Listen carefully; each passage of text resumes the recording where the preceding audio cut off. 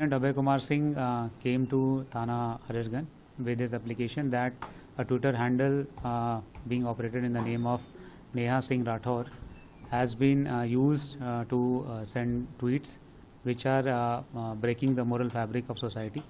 FIR has been registered in respective sections of BNS against that Twitter handle user. Investigation is currently going on. We'll do the needful. जय श्री राम। नमस्कार, मैं धीरेन्द्र मोहन त्रिपाठी और आप देख रहे हैं यथार्थ संवाद।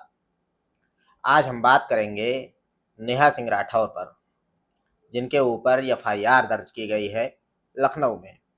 मामला है पहलगाम में हुए आतंकी हमले से जुड़ी कुछ प्रतिक्रिया देने का।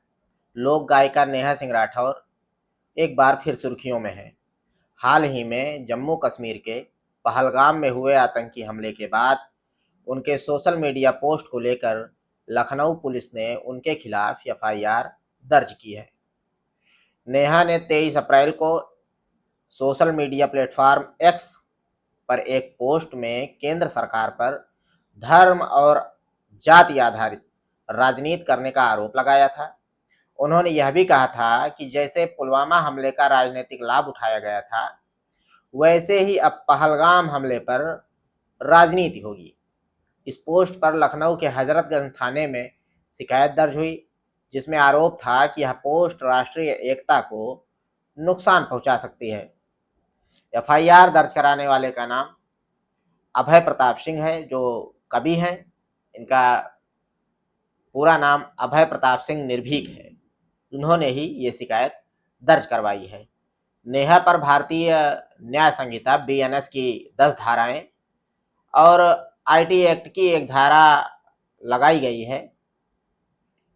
हालांकि बीएनएस जो नया ये सिस्टम लागू हुआ है, इसमें देशद्रोह शब्द नहीं है, लेकिन धारा 152 के अंतर्गत देश की संप्रभुता और एकता को नुकसान पहुंचाने पर सजा का प्रावधान इस धारा में भी है। केस दर्ज होने के बाद नेहा सिंह राठौर की प्रतिक्रिया भी आई, जो कि स्वाभाविक थी। एफआईआर के बाद नेहा ने वीडियो पोस्ट करते हुए कहा कि उनके पास सिर्फ 519 रुपए हैं और वकील की फीस देने में कठिनाई हो रही है। उन्होंने यह भी आरोप लगाया कि सरकार मुद्दों से ध्यान भटकाने के लिए उन्हें निशाना बना रही है। नेहा की पोस्ट को पाकिस्तानी मीडिया ने सराहा। विवाद का कारण यही है। दरअसल पाकिस्तान के सोशल मीडिया पर और यूट्यूब चैनलों पर नेहा के इस पोस्ट को काफ़ी सराहा जा रहा है। इसी से भारत में यह विवाद और जन्म ले लिया। अब जैसा कि आप सबको पता है साथियों कि सोशल मीडिया का ज़माना है और फिर लोग एक दूसरे से कनेक्ट हैं।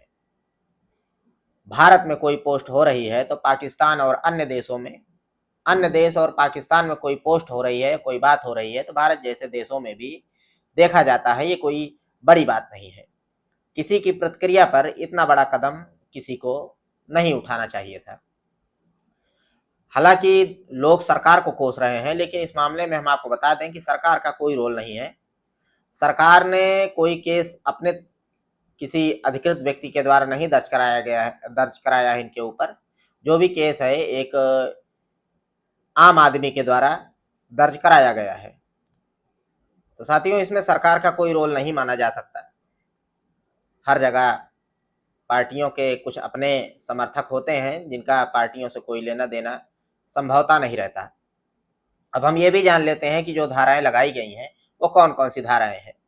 भारतीय न्याय संहिता की जो धारा है, 2023 की जो धारा है 196(1)A, बीएनएस की ही धारा 196(1)B, बीएनएस के ही धारा 197(1)A, बीएनएस की ही धारा 197(1)B और 197(1)C, 197(1)D और 353(1)C और 353(2 और भारतीय न्याय संहिता बीएनएस की धारा 302 और सूचना प्रौद्योगिकी 2008 69A भारतीय न्याय संहिता की धारा 152 इनके ऊपर लगाई गई है।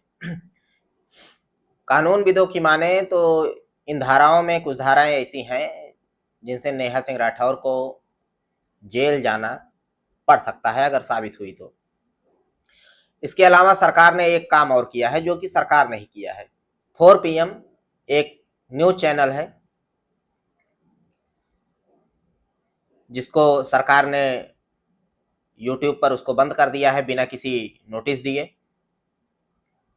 जब वो चैनल आप खोलेंगे तो वो चैनल अभी तक ये खबर बनाने तक बंद मिलता था। ऐसा आरोप लग रहा है कि उसके थंबनेल में कुछ देश विरोधी बातें थी।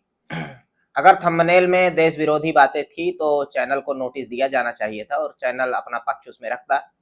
अगर साबित होती तो चैनल को ऊपर जो भी कार्यवाही सरकार करना चाहती वो करती। इस तरीके से कार्यवाही करना एक प्रकार से जैसे लगता है कि सरकार ने आवाज को दबाने की कोशिश की है, जो सवाल जो लोग पूछ रहे थे उनको दबाने की कोशिश की है, जो कि कतई गलत है।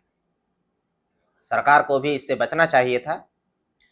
और अगर इस तरीके से मैंने तो देखा है नहीं, हालांकि लोग ऐसा बताते हैं कि थंबनेल में गलत बातें थी जो कि प्रोवोक कर रही थी और भारत सरकार को ही कटघरे में खड़ा कर रही थी। साथियों, सवाल पूछना कोई गलत बात नहीं है, लेकिन अपनी ही सरकार को अंतर्राष्ट्रीय स्तर पर कटघरे में खड़ा कर देना ये ठीक नहीं है। अगर ऐसी बात थी तो सरकार को उस चैनल को नोटिस देना चाहिए था और जवाब से संतुष्ट ना होने पर चैनल को बंद किया जाना या जो भी कार्यवाही सरकार की तरफ से होनी चाहिए थी वो होती। मिलते हैं साथियों फिर किसी खबर में। देखते रहिए यथार्थ संवाद। कृपया चैनल को लाइक करें, सब्सक्राइब करें और शेयर करें। जय श्री राम, नमस्कार।